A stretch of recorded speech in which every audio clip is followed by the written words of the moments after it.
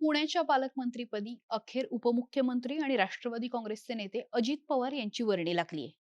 भाजप आणि शिवसेनेत गेल्यापासूनच पुण्याच्या पालकमंत्री पदासाठी अजित पवार हे आग्रही होते. अजित पवार बोलले, रुसले, त्यानंतर नाराजी नाट्य झालं, अगदी आजारी सुद्धा पडले. पण पुण्याच्या पालकमंत्री पदावरती त्यांचा दावा कायम होता आणि अखेर स्वतःकडे पुण्याचं पालकमंत्रीपद खेचून घेण्यात अजित पवारांना यश आलंय. अजित पवारांना यश आलेलं आहे, त्या दृष्टीने राष्ट्रवादी काँग्रेसला पुढच्या काळात फायदा सुद्धा होईल. पण अजित पवार पुण्याच्या पालकमंत्रीपदी आल्याने याचा तोटा थेट होऊ शकतो, तो म्हणजे भारतीय जनता पक्षाला. असे कुठले मुद्दे आहेत ज्यामध्ये अजित पवार किंवा राष्ट्रवादी काँग्रेस भाजपला मात देऊ शकते, हे मी तुम्हाला सांगणार आहे या व्हिडिओमध्ये. तेव्हा हा व्हिडिओ शेवटपर्यंत बघायला विसरू नका. राजकारणातल्या प्रत्येक अपडेट्ससाठी सरकारनामाला सबस्क्राईब करा आणि नोटिफिकेशनसाठी बेल आयकॉन प्रेस करा. पहिला मुद्दा, पालकमंत्रीपद आल्यानंतर समीकरणं बदलतात. आता ती कशी बदलतात? तर पुण्याच्या दृष्टीने जर विचार केला तर जिल्ह्यातले 9 आमदार हे राष्ट्रवादी काँग्रेसचे आहेत. या 9 आमदारांना निधी देणं किंवा त्यांची कामं करणं ही जबाबदारी नाही म्हटलं तरी अजित पवार यांच्यावरतीच होती. पालकमंत्रीपद जर भाजपकडे असेल तर तो निधी मिळेलच याची शाश्वती नव्हती. इतकंच नाही तर ज्या स्थानिक स्वराज्य संस्था स्वतःकडे घ्यायच्या आहेत किंवा ज्या ऑलरेडी राष्ट्रवादी काँग्रेसकडे आहे, तिथे सुद्धा भरघोस निधी देण्याचा प्रयत्न त्यांचा असेल. याशिवाय शहरावरची आणि जिल्ह्यावरची सुद्धा कायदा सुव्यवस्थेचे मोठे निर्णय पालकमंत्र्यांच्या सांगण्यानुसारच होतात. अगदी धरणातून पाणी सोडण्यापासून ते एखाद्या ठिकाणी सुट्टी जाहीर करायची की नाही, असा प्रत्येक निर्णय हा पालकमंत्र्यांना विचारूनच होतो. आणि म्हणूनच अजित पवारांसाठी हे पालकमंत्रीपद महत्वाचं होतं आणि ते त्यांच्याकडे आल्यानंतर आता जिल्ह्याची समीकरणं बदलणार आहेत. दुसरा मुद्दा, पुणे. भाजप आणि राष्ट्रवादी काँग्रेसच्या संघर्षामधलं मूळ ठिकाण. तुम्ही म्हणाल आता हा नेमका काय मुद्दा आहे?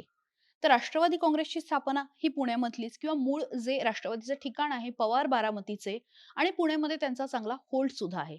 दुसरीकडे दुसरा जर कुठल्या पक्षाचा होल्ड पुण्यावरती आहे तर तो भारतीय जनता पक्षाचा आहे. त्यामुळे काँग्रेस आणि शिवसेनेपेक्षा राष्ट्रवादी काँग्रेस आणि भाजप यांच्यामधला संघर्ष हा अनेक वर्षांपासून पुण्यामध्ये बघायला मिळत होता. अगदी प्रत्येक महापालिका निवडणुकांमध्ये सुद्धा तो बघायला मिळालेला होता. फक्त कारण एवढं होतं की 2012 पर्यंत राष्ट्रवादी त्यामध्ये कायम वरचढ राहिली होती. पण 2017 नंतर ही स्थिती बदलली आणि राष्ट्रवादी काँग्रेसकडनं पुणे आणि पिंपरी चिंचवड या 2 महाराष्ट्रातल्या मोठ्या महापालिका हिसकावून घेण्यामध्ये भाजपला यश आलं. अशा वेळी जे सत्ता संघर्षाचं ठिकाण आहे, पुणे जिल्हा आहे, तिथलं पालकमंत्रीपद मिळवणं हा अजित पवारांसाठी पहिला विजय मानला जातो. तिसरा मुद्दा, पुण्यामध्ये राष्ट्रवादीची सर्वाधिक ताकद, महापालिकेमध्ये सुद्धा राष्ट्रवादी दुसऱ्या क्रमांकावर. मी जसं आधी म्हटलं तसं 2017 मध्ये जरी भाजपने राष्ट्रवादी काँग्रेसकडनं महापालिका हिसकवल्या असल्या, तरी राष्ट्रवादी अगदी काही तिसऱ्या चौथ्या क्रमांकावर फेकली गेली नाही. तर मुख्य विरोधक म्हणून राष्ट्रवादी काँग्रेसच आली. त्यामुळे महापालिकेमधली ही चुरस जी आहे ती कायमच पुढे सुद्धा बघायला मिळणार आहे. आता महापालिकांची मुदत संपलेली आहे, तिथे सध्या प्रशासनाचं राज सुरू आहे. पण पुढच्या काळामध्ये जेव्हा केव्हा महापालिका डिक्लेअर होतील त्यावेळी भाजप आणि राष्ट्रवादी काँग्रेसमध्ये त्यासाठी खरीच चुरस बघायला मिळेल. जशी महापालिकेची मुदत संपली त्याच्या आधीपासूनच भाजपने तिथे तयारी सुरू केलेली आहे. त्यांचे वेगवेगळे अहवाल येत आहेत. त्या सर्व्हेनुसार अनेकांना तयारी करायला सांगितली जातीये. हे सगळं एका बाजूला सुरू आहे. कसब्याच्या निवडणुकीचा निकाल हा भाजपच्या विरोधामध्ये गेलाय. असे अनेक खरं तर दृष्टिकोन या सगळ्याला आहे. त्यामुळे भाजप पुण्याबद्दल खास सावध भूमिकेमध्ये आहे.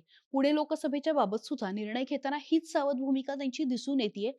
अशा वेळी अजित पवारांकडे जिल्ह्याचं पालकमंत्रीपद जाणं हा भाजपसाठी मोठा इशारा मानायला हवा. चौथा मुद्दा, भाजपपेक्षा ग्रामीण भागामध्ये राष्ट्रवादीचा चांगला होल्ड. अर्थात मी जसं आधी म्हटलं तसं राष्ट्रवादीचे सर्वाधिक 9 आमदार हे पुणे जिल्ह्यामध्ये आहेत आणि त्यातले 7 आमदार हे ग्रामीण भागामधनं येतात.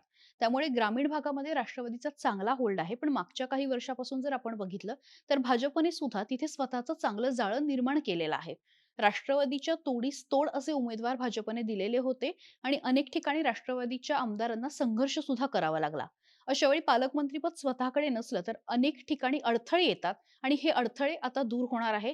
त्यामुळे ग्रामीण भागामध्ये राष्ट्रवादीला बाजूला करून फोफावत असलेल्या भाजपला जर रोखायचं असेल तर तिथे पालकमंत्रीपद असणं हे महत्वाचं अस्त्र मानलं जात होतं आणि ते मिळवण्यामध्ये आता अजित पवारांना यश आलंय. पाचवा आणि सगळ्यात महत्वाचा मुद्दा, आगामी निवडणुकांमध्ये अडचणी येणार.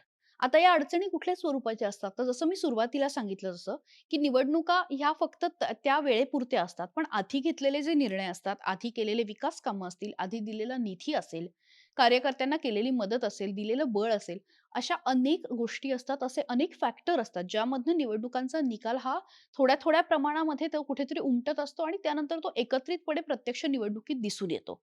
त्यामुळे आगामी निवडणुकांमध्ये जर अजित पवार आधी पालकमंत्री असतील, तर त्यांच्या पक्षाच्या कार्यकर्त्यांना आणि त्यांच्या नेत्यांना सुद्धा अर्थात मदत होणार आहे, विकास निधी मिळणार आहे, कामाला बळ मिळणार आहे आणि त्याचा तोटा काही प्रमाणामध्ये भाजपला होणार आहे. जसं ग्रामीण भाग असू द्या किंवा शहरी भाग असू द्या, अशा ठिकाणी भाजप गेल्या काही वर्षापासून तयारी करत आहे.